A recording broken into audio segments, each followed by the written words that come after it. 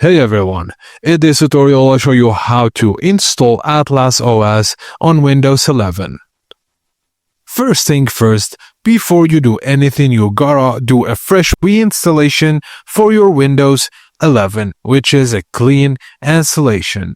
Now, visit the official Atlas OS website and download Atlas Playbook and AME Wizard Beta.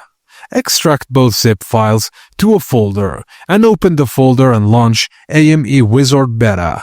In the left pane, drag the APBX file to load Playbook. Select your downloaded file and, to ensure Atlas can make required changes, click Run Action to open Windows Security.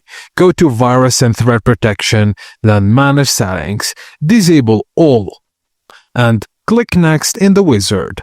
Atlas will verify Windows 11 activation status and compatibility requirements. All you have to do is to accept the license agreement. Now choose options based on your preferences like default browser, telemetry settings, or system tweaks. Read each section carefully and click Next to proceed with each step. Now Atlas OS will now modify your Windows. Once completed, restart your PC and enjoy a clean, performance-optimized version of Windows 11.